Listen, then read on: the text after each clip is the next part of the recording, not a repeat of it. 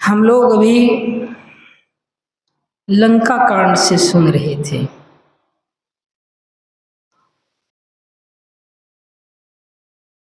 किसका संवाद सुन रहे थे? भगवान राम और विभीषण का संवाद है।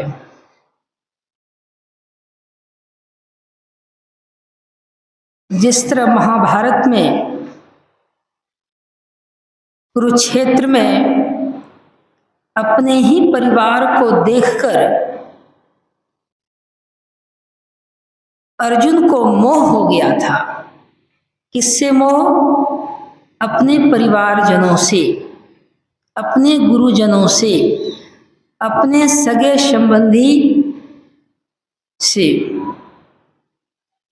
और यहाँ पे रामायण में मोह नहीं हो, भय हो गया विभीषण को। वहां कुरुक्षेत्र में लड़ाई इसलिए अर्जुन नहीं लड़ने के लिए तैयार थे क्योंकि वह पारिवारिक मोह हो गया और विभीषण को भय हो गया। इसके पहले कई पराक्रम दिखाए भगवान राम ने और जानते भी थे, लेकिन फिर भी रावण का जो विकराल रूप था, सहस्त्र भुजा के साथ साथ 10 सिर लेकर, तो कहता था कि तीनों लोग उससे कांपने लगते थे भयभीत होकर। कहाँ भगवान राम जिसके शरीर पे सही वस्त्र भी नहीं। और जब रावण आते थे तो पूरे सज धज कर, मुकुट कुंडल, पैर में जो पहनावा श्रृंगार है, तर्कस के साथ जैसे लगता था कि हाँ कोई आ रहे हैं। यह दृश्य को देखकर विभीषण भयभीत हो गए और तब जाके भगवान राम के सामने वो हाथ जोड़ते हैं, प्रार्थना करते हैं कि भगवान, इतने बड़े दुराचारी विकराल रूप महाशक्ति, जिसको तीनों लोक में जिसके डंका बजती है, जहां समस्त देवी देवतागण उसके अधीन हो चुके हैं, आज वो पूरे ताकत के साथ युद्ध लड़ने के लिए आ रहे हैं। वह जय हो या विजय हो, लेकिन भगवान मुझे संशय है कि आपके पैर में तो जूते भी नहीं हैं, खराम भी नहीं है, सर पे वस्त्र भी नहीं है, न कोई आपके पास कोई मन की गति से चलने वाले रथ है। आप ऐसे विकराल रूप शरीर वाले से कैसे लड़ पाएंगे? भगवान मुस्कुरा के उनको समझाने लगते हैं और उनके सारे संशय को दूर करते हैं। और क्या कहते हैं कि जिस चीज से लड़ाई जीती जाती है वह तुम सुनो, कि सौरज धीरज तेहि रथ चाखा, सत्यशील दृढ़ ध्वजा पताका। जिसके पास सत्य हो, जिसके पास धैर्य हो और जिसके पास लड़ाई करने के लिए कुशाग्र बुद्धि हो, यह नहीं कि मैं जो बाण चला रहा हूं उससे जीत नहीं होती है मेरी, क्योंकि मेरी रक्षा करने वाले कौन है? धर्म है, शक्ति है। मैं कभी अधर्म के साथ लड़ाई नहीं लड़ा हूं। मैं जब भी लड़ाई लड़ा हूं धर्म के साथ लड़ाई किया हूं। इसलिए हे विभीषण, तुम जिस चीज के लिए भयभीत हो रहे हो उसके लिए पहले तुम निर्भय होकर मेरी बात को सुनो और तब जाके उनको उपदेश देते हैं। यह नहीं कि हमारे पास इतने सैनिक बल दल है इसलिए हम इस लड़ाई को लड़ेंगे और हम जीत जाएंगे, यह बात नहीं कहते हैं। इसलिए उन्होंने कभी भी अपने आप को यह नहीं कहा कि मेरे पास इतनी शक्ति है, इतनी बल है।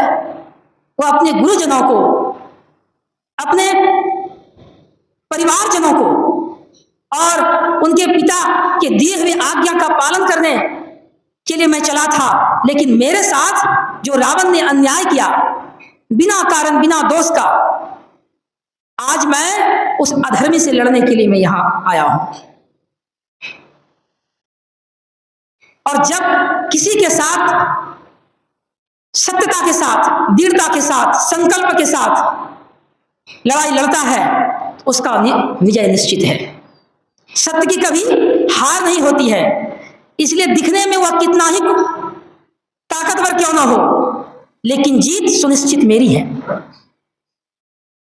इस तरह भगवान ने अपने जीवन का महिमा भी बताया उन्होंने कि मेरा रथ क्या है? मन है। जिसने मन पर काबू कर लिया, जिसने अपने इंद्रियों पर काबू कर लिया, उसका जीत सुनिश्चित है। और जिसने इंद्रियों पे काबू नहीं किया, वह कभी ना कभी उसका हार तय है।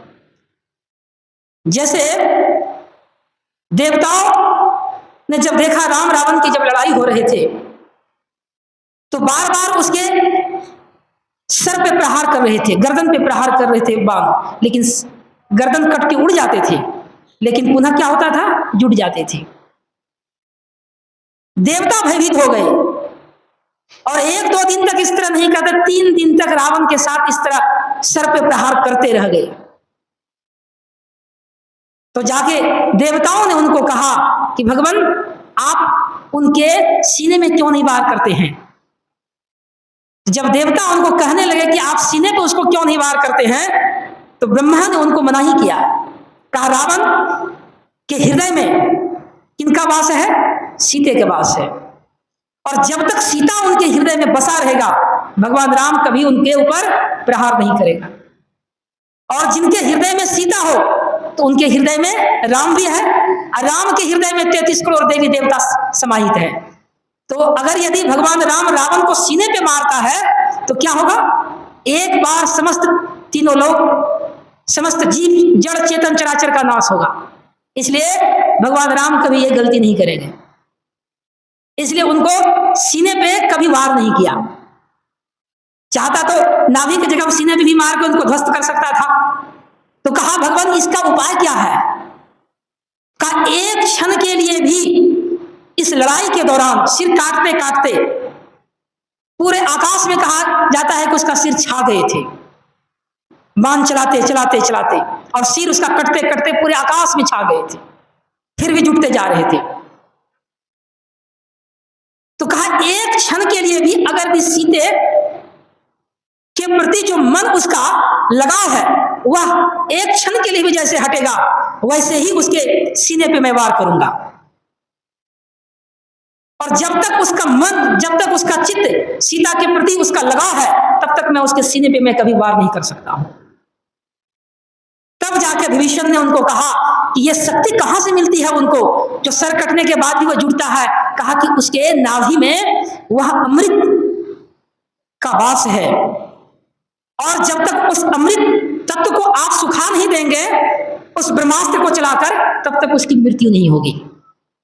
तब भगवान राम ने बाण चलाया उसके नाभि में। तो पहला बाण में वो नाभि में चलाने से उसकी मृत्यु नहीं हुई, बल्कि नाभि में चलाने के बाद उसके अंदर में जो अमृत गुण देवता के द्वारा जो शक्ति प्रदान था, वह समाहित था, उसको सुखाने का काम किया। और फिर जाके उसको आग्नेय शस्त्र चलाकर उसको पूरी तरह ध्वस्त किया। कहने का मतलब क्या हुआ कि रावण ताकतवर थे, लेकिन अपने मन, अपने इंद्रियों पे उनकी काबू नहीं थी। अब भगवान राम इसी चीज का वो प्रतीक्षा करते थे। रावण के पास इतनी शक्ति थी कि जब चाहे जिसको आह्वान कर सकते थे, बुला सकते थे। कोई भी देवी देवता को बुला करके उसको अपने बस में करने की शक्ति थी। लेकिन समस्त मन का, अपने इंद्रियों का सिमटाव वह नहीं कर पाए। वह सिमटाव करने के लिए क्या चाहिए?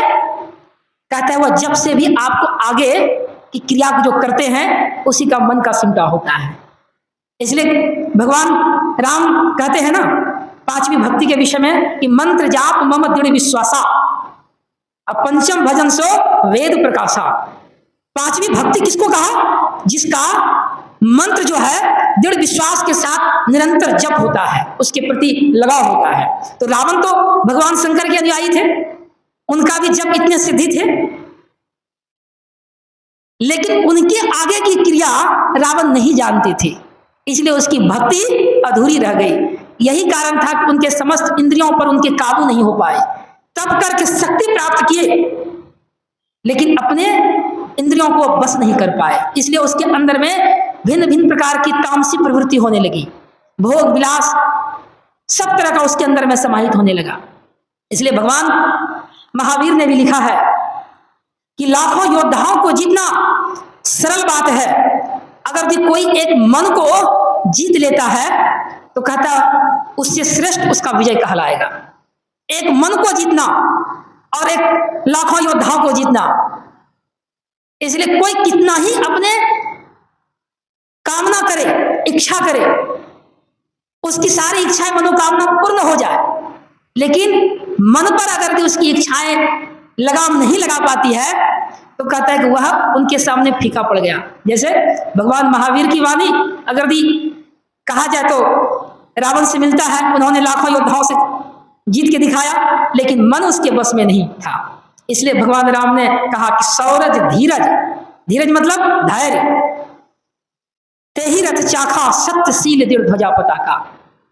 ये मेरे ऊपर जो ध्वजा का पताका दिख रहा है ना, कि आपके पास रथ नहीं है, आपकी विजय कैसे होगी, और रावण के पास जो विजय की ध्वजा लगी हुई है, तो याद रखना ये मेरा सूक्ष्म ध्वजा ही, जो मेरे अंदर में सत्य है, धर्म के प्रति निष्ठा है कि मैंने कभी अधर्म नहीं किया, यही मेरी ध्वजा है, यही मेरी पताका, यही मेरी विजय है। इसलिए विजय मेरी सुनिश्चित है। इसलिए देखिएगा रावण को परास्त करने के बावजूद भी वो लंका पर राज नहीं किए। क्या किए? विभीषण को ही लंका का राजा घोषित करके वह चले आए। ये नहीं कि सारे उसके सोने का लंका से लेकर जितने उसके खजाना भरे हुए थे सब समेट के अयोध्या लेके आए, एक रत्ती भी नहीं लिया, सिर्फ सीता को वहां से वापस लाया। और भगवान राम ने यही कहा कि मेरा एकमात्र उद्देश्य है सीता को वापस करना। अगर तू प्रेम से दे दे तो ठीक है, अगर तू प्रेम से नहीं दे पाता है तो उसके लिए मैं जो भी पराक्रम दिखाना पड़ेगा मैं वो पराक्रम करके दिखाऊंगा। इसलिए मेरी लड़ाई धर्म है, अधर्म में नहीं है। इस तरह भगवान राम ने जो कहा वह पूर्ण रूप से सिद्ध करके दिखाया। ऐसे नहीं भगवान राम मर्यादा पुरुषोत्तम कहलाते हैं। इसलिए कहता है कि मन पर विजय पाने के लिए क्या करना चाहिए? तो पहला क्रिया क्या है? कहता है कि मंत्र, उस मंत्र से हमारे मन का जो बिखराव होता है, मन का जो बाहर फैलाव है, घर, काम, बच्चे, परिवार, दुकान, ये सब में हमारा मन बिखरा पड़ा हुआ है। और जैसे ही ध्यान में बैठते हैं क्या होता है? यही सब बातें आने लगती है, आती है ना। तो इनको काबू करने के लिए पहले जप चाहिए, और जप से क्या होगा? मन सिमटा होगा, और जब मन का सिमटा होगा तभी आप मानस ध्यान करने में सफलता प्राप्त कर सकते हैं। और जब मानस ध्यान होगा तो वहां क्या होता है? जप का भी एक कहता है कि गौण हो जाता है, वहां भी लोप हो जाता है, और शून्यगत में जाके मन उसका एकाग्र होकर अंधकार में टिकने लगता है मन। और फिर क्या होता है? कहता छट छट छट छट बिजली छटके भोर का तार दिखाता है। ये हमारे जो गुरु महाराज बताए हैं, ये साधना की बात है। तो उसी बहाने भगवान राम ने सारा उपदेश विभीषण को देने की कृपा किए, जो हम लोग सुन रहे हैं। और भी विशेष है, पूज्य बाबा यहाँ पे हैं, उनके भी मुखारबिंद से सुनेंगे। बोलिए श्री सद्गुरु महाराज की जय। अच्छा लगी टाइम भी सीख लेते हैं।